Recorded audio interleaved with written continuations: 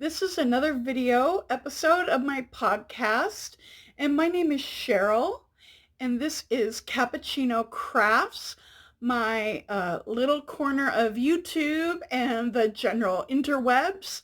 Um, Thank you for joining me and watching this video. I really appreciate you choosing to spend a little bit of your time with me. And I do consider this my kind of uh, knit group, crochet group, craft night group, um, because it's not really practical for me to go out and have a in-person knit night. So yeah, I'm glad to have you as part of this little group. And I especially really appreciate the people who take the time to leave a comment um, with a question or telling me about your own projects or about your pets or books you're reading, all kinds of things. Yeah, I really appreciate that and hope to have some interaction with you. Um, so please settle in and get comfortable. Get yourself a delicious beverage, whatever you like, and grab your yarn, your hook, your needles, or maybe some fiber and a spinning wheel or spindle. Um, yeah, whatever you need, and let's enjoy some crafty chat. It is during the day today. I have been on a trend of filming at night, but have a little bit of natural light. It's very gray and overcast and wet and rainy, so not a lot of natural light, but a little bit. And I'm also downstairs where I rarely get the chance to film a video, but there was an opportunity and I thought I would take it today.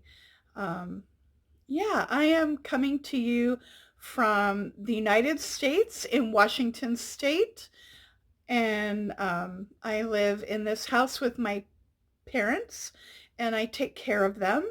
And we also have a sweet, fluffy little cat, and I am sure that you will see her in a photo in this video um, sometime because she is so cute and photogenic. Um, yes, this is Monday, the 6th of January in 2020. Um, wow, I still am adjusting to the fact that it is really already 2020. Um, I don't know, time just goes so fast. And uh, anyway, so I hope that the new year has started off well for you and for your family. I know so many things are so crazy and chaotic all over the world. But I hope that you are holding firm and well, and you and all your loved ones. Anyway, so yeah. And if you are in Australia, um, I hope that you are safe from the fires. And yeah, and our fire season here was really bad in 2019 too. And so many terrible things. No. Start over.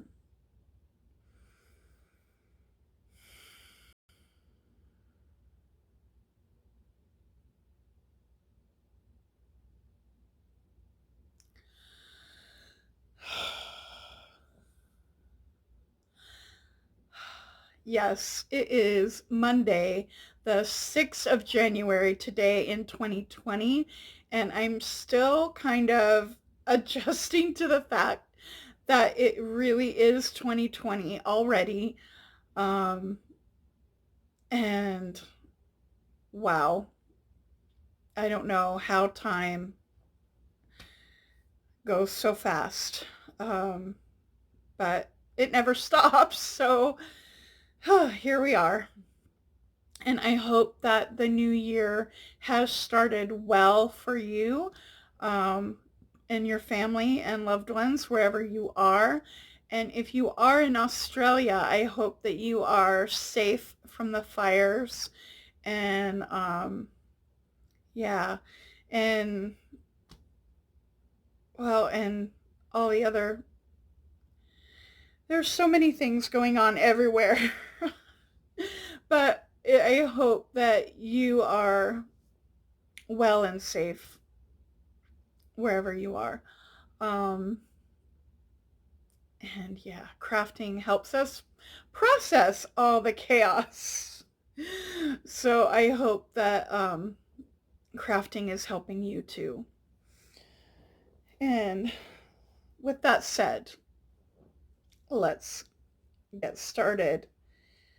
Here are my socks. I cast them on Christmas Eve, and I love these colors, especially the blues. Um, and I love that pop of the kind of ochre gold color and the yellow too. Um, in fact, I love those colors so much. The day after Christmas, no, not the day after, several days after Christmas, I needed an embroidery needle that was big enough for that super bulky hat yarn so that I could weave the ends in to give to my friend. I did have that size, but I lost it. So I went to Joann's and I got these set of 3 different size clover yarn needles or embroidery needles. And while I was there, I saw this Patton's Croy sock yarn in a self-striping, self-patterning colorway, and I had to have it. And oh, where did the color inspiration? I clearly am a little bit smitten by these colors right now, and just, it's a theme. These are the colors I want right now, obviously. So, wonderful.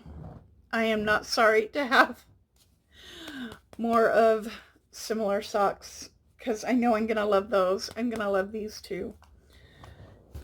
Anyway, do you ever do that? Do you have color cravings or color obsessions that you go through? Or color phases? I don't know what you want to call it. But I definitely do get color crushes. And I just want those colors. And sometimes it lasts for a long time, and sometimes they come and go quickly. But yeah, is that a thing for you? I'm curious. That'd be fun to chat about.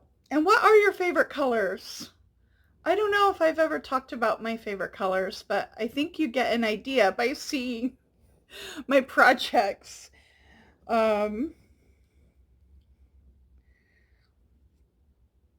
Yeah. Oh, dropped a stitch.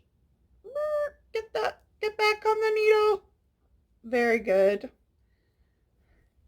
Crisis averted. Everything is fine. Yeah.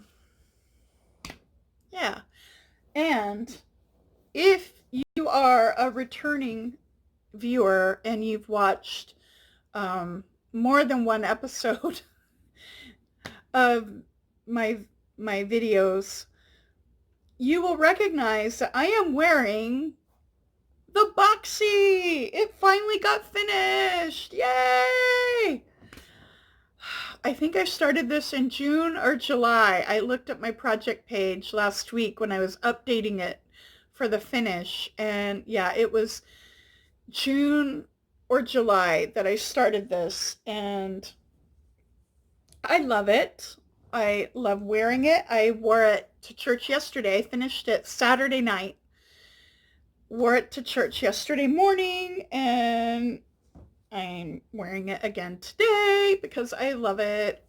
I love the way it drapes. I feel really cute in it. And I took a couple photos, and I also had Mom help me take a photo of it so that you could see me standing and you could see how it drapes and what it really looks like. And so at least one of those photos is going to be included in this video. Yeah. So this was a big deal finish for me, and loved working on this project. I'm gonna love wearing it even more. Yeah. The yarn is Mild Tedium. The colorway is Mild Tedium from Dream and Color. And this is their smooshy base, which is 100% superwash merino wool in a fingering weight, which is why it drapes really nicely. And even though it's so big, it doesn't feel too heavy. There is a worsted weight version of this sweater. And yeah, I don't know how I'd feel about this in a worsted though, but I think a lot of people have made it in worsted too, so I'm sure it's great. Anyway, but I think particularly the fingering gives it a good drape for this super boxy oversize look. Yeah. The other project that is still in progress is my cardigan. Here, let me hold it up for you. I'm holding it up kind of inside out right now because I'm on a purl row. But this is getting really long now.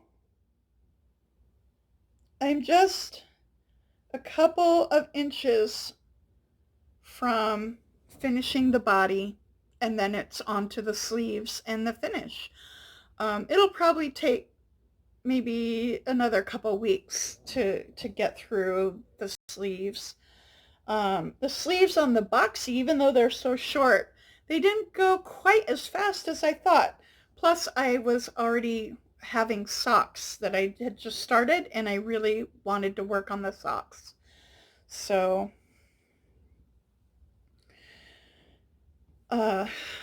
this pattern is the My Favorite Color pattern. It's a free download, or not a download actually.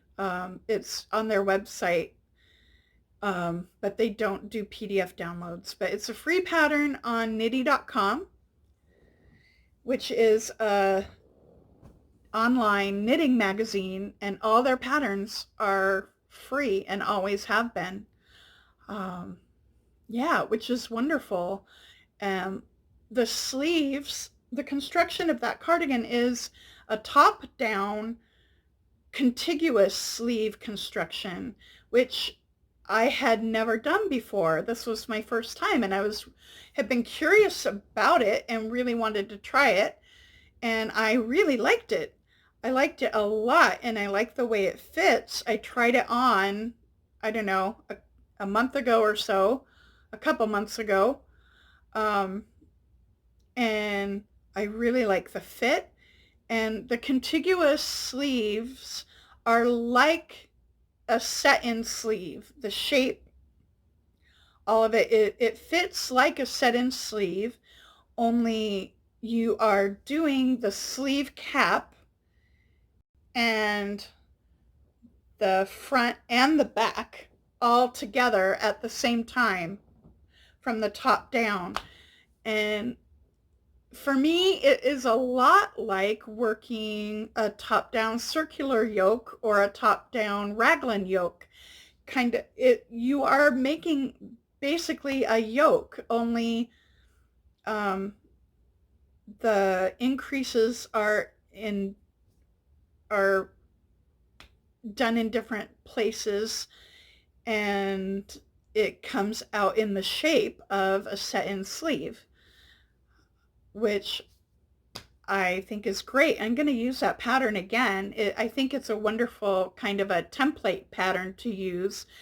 And the original comes with a garter panel in the back and the front, which I didn't do. I didn't want garter. I just wanted stockinette.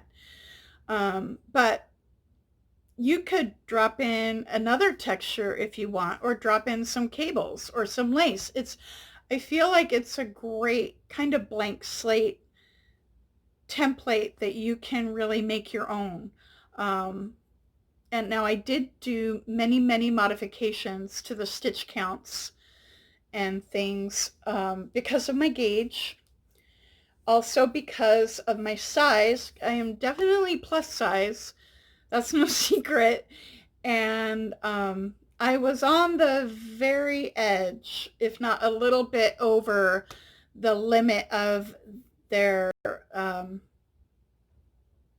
sizing that they graded for this pattern. So for those two reasons, I made many modifications. I made all the notes on my project page on Ravelry. So if you want to see the details of how I modified it to fit,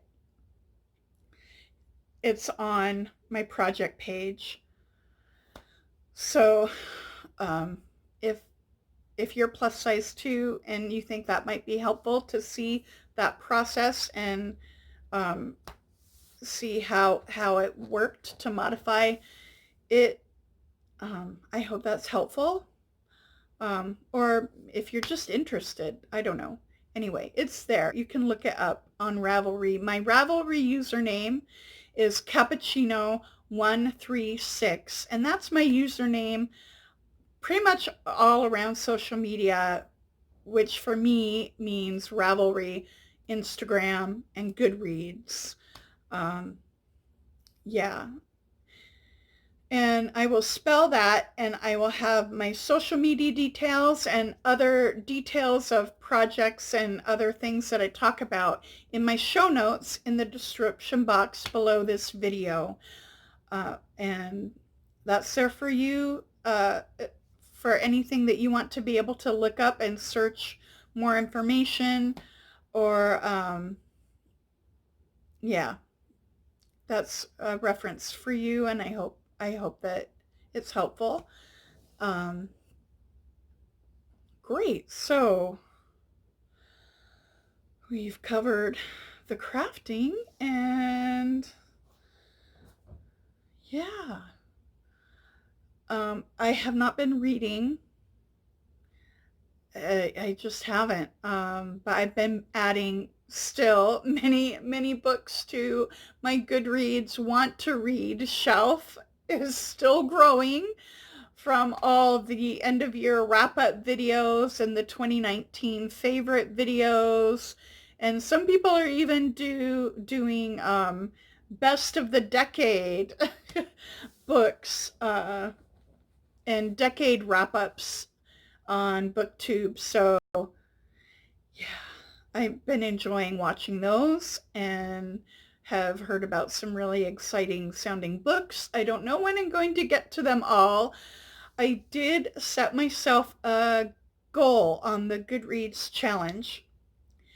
And because it was really only last year that I really wanted to be intentional about increasing my reading and getting back into reading, I'm still not reading many books very fast yet. I'm still working on that. So I set it at 15 because that's definitely more than I read last year. But it seemed like something that was um, still very reachable. I didn't want to be like totally unrealistic and just go, well, that's ridiculous. I'm never going to do that and forget about it. Um, so I think I will be able to do 15. And if I do more than 15, that would be amazing.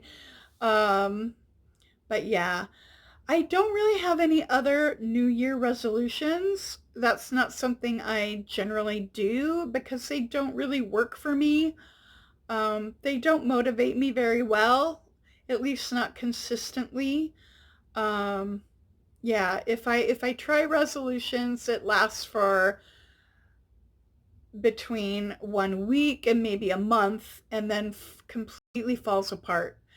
Um, but I do try and set some goals and intentions for myself. I don't really always time it for January or do it by year all the time. Um,